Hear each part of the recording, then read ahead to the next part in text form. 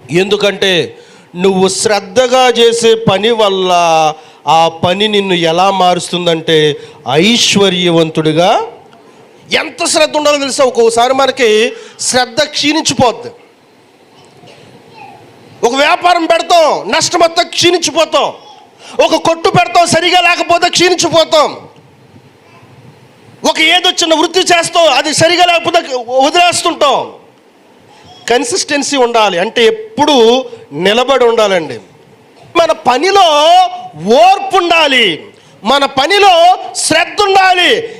ఓటమి వచ్చిందని, నష్టం వచ్చిందని, లేమొచ్చిందని, గలిబిలైందని మన చేసే పనిని మనం నిందించుకోకూడదు. లోపాలు సరి చేసుకోవడానికి ఆలోచించాలి. నేను ఎక్కడ దెబ్బ అయ్యాను, ఎక్కడ బెడ్స్ కొట్టింది, ఎక్కడ మైనస్ ఉంది, కూర్చో ఒకసారి బుర్రంతో ఆలోచించు. ఎక్కడ తేడా వచ్చింది, అది కదా. అది రాకుండా ఉండాలంటే ఏం చేయాలో ఆలోచించు. దేవుడు నీకు మంచి ఆలోచన దయచేస్తాడు. దాని స్తోత్రం చెప్పండి. ఎందుకంటే బైబిల్లో ఒక మాట ఉంది, యెహోవాయే జ్ఞానమిచ్చువాడు, తెలివియు వివేచనయు ఆయన నోట నుండి వచ్చును.